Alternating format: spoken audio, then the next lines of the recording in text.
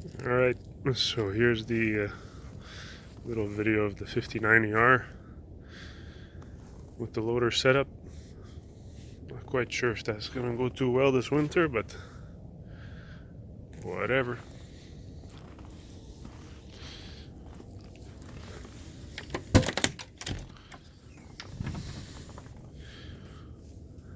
Here's your instructor seat. This is a premium cab, so you have the tiny little joystick.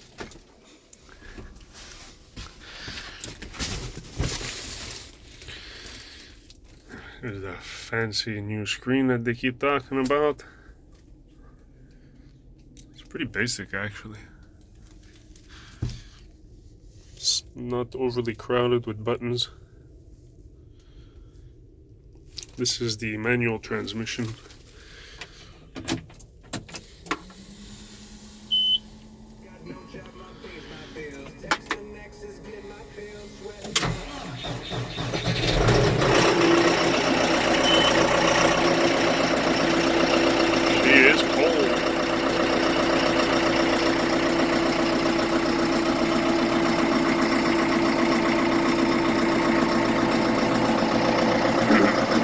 Lock differential.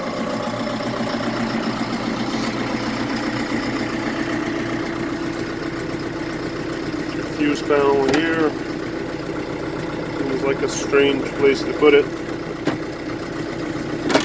John Deere.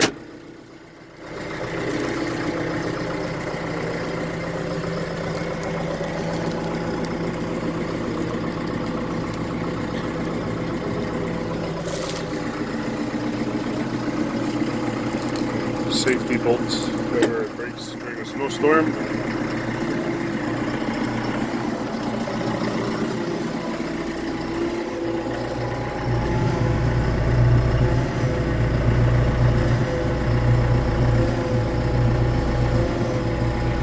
This basically changes the speed as you're driving. You shift with this. Double tap will make you change range. You can start off on BCD, or you could just use ranges C and D, or you can manually select A, B, and C. And as you're driving, you just back to change your speeds that are displayed here. Let's see if I can get them to show it. Alright.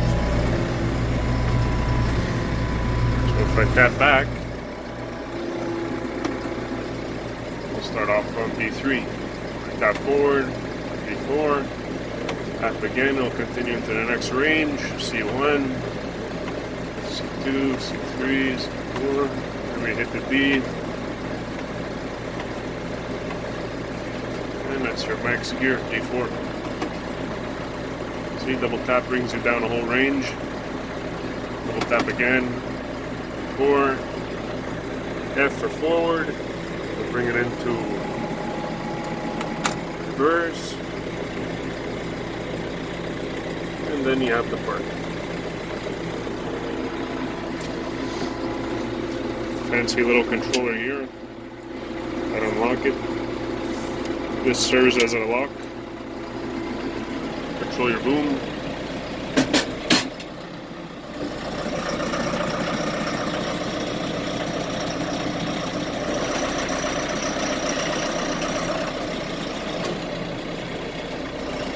Little triggers in the front. They're currently set up to span the shovel. The other button lower retracts it.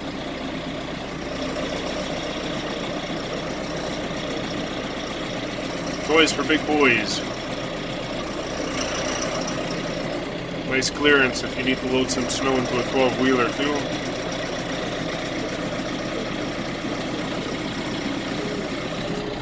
You have the option of getting a sunroof, but I ran out of money with the price of this machine. So just have to live with bending our head forward.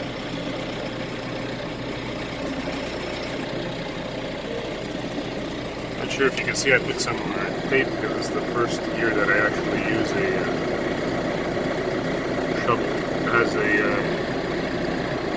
guide on it that you can put markers, tell you where the level of the bucket is. Right now its level is perfectly flat, and if I need to use it in the pull position, all I have to do is clear my driveway bin.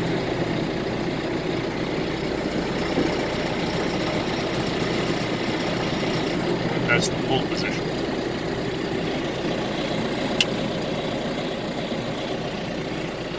Not sure if you see that.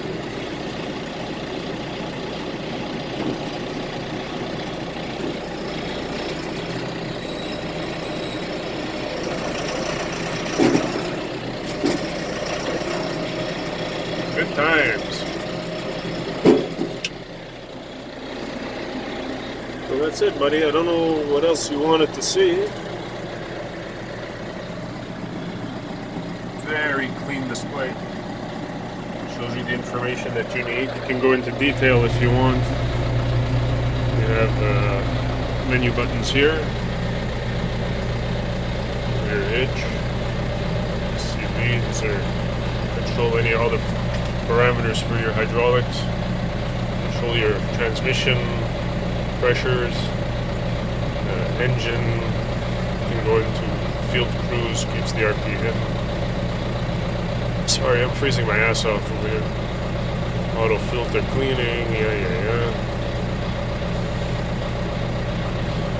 Maintenance, diagnostics, display settings. You can change the layout of the screen. Here it shows you your fuel level next to your diesel fuel additive, whatever you want to call it. What else do you have? Yeah, that's it. Gear hitch, obviously you can adjust for farmers, it's the load depth. Upper limit if you want to clear some big snowbanks. Drop rate, how fast it drops. Raise rate, obviously, you know what that means.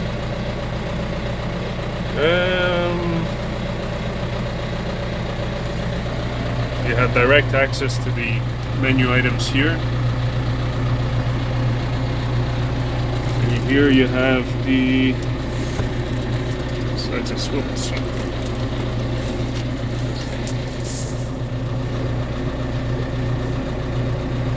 Basically your cruise. You can choose your engine to work in eco mode. I think it adjusts the RPM of the PTO to be as low as possible so you don't over rev the engine. That's what I remember from my 6105R. You can lock the pedal there. This here locks the gas pedal. Handy if you have kids in the tractor with you and you're just playing around. And RPM minimum, I guess. Not quite sure what that means. That's it. 4-wheel drive on all the time. 4-wheel drive automatic. Lock differential. iTech is fancy engine programming, I guess.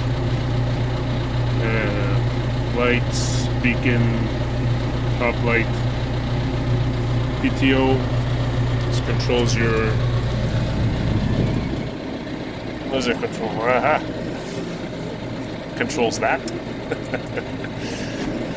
The other one controls the left, right of your blower. Yeah, the tractor is pretty new for me, so bear with me. Cigarette lighter, rear washer, wiper. You have a USB and an audio.